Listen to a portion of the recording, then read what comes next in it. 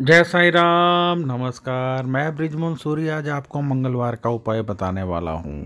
मंगलवार का उपाय जहाँ आपको मंगल को उच्च करने के लिए सहयोग देता है, वहीं आपकी ज़िंदगी में एक विशेष बदलाव ला सकता है। इसलिए मंगल के उपाय को मेन माना जाता है।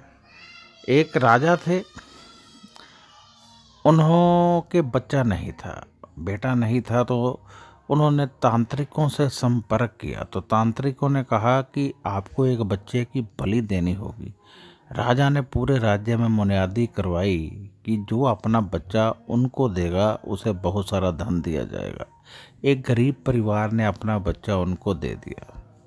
अब राजा ने बलि की तैयारी की, तो उस बच्चे ने कहा मेरी आखिरी इच्छा है कि रेत मंगवा दीजिए और 3 ढेर बना दीजिए।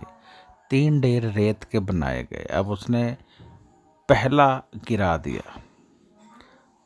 फिर दूसरा गिरा दिया, फिर तीसरा गिरा दिया और एक चौथा जो उसने खुद बनाया था वह पड़ा रहा।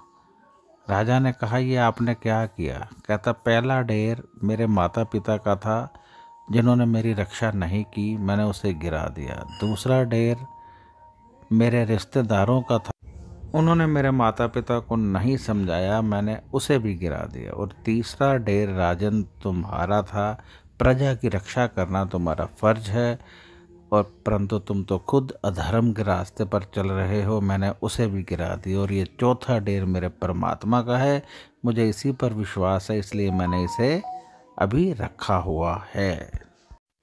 राजा उस बालक की बात को सुनकर अंदर तक हिल गया। राजा ने तत्काल रूप से बलि के उस प्रोग्राम को टाल दिया। राजा सोचने लगा कि मैं कैसा अधर्म करने जा रहा था। भला अधर्म के रास्ते पर चलकर मुझे पुत्र की प्राप्ति कैसे हो सकती थी? तब राजन को दिमाग में आया कि क्यों ना मैं इसी बच्चे को गोद ले लूं।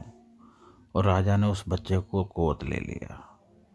राजा सोचने लगा परमात्मा ने मुझे बच्चा दे दिया था, लेकिन मैं बच्चे को ढूंढ रहा था और जान नहीं पा रहा था कि परमात्मा ने मेरी इच्छा तो पूर्ण कर दी है।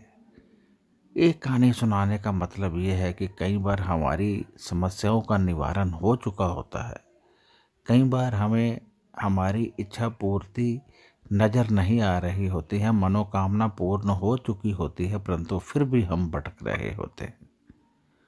तो जब हम मंगल का उपाय करते हैं तो हमारा दिमाग सही दिशा में चलता है और हमारे जो परमात्मा के प्रति रुष्ट नेचर है, नेगेटिविटी है, वो दूर होती है।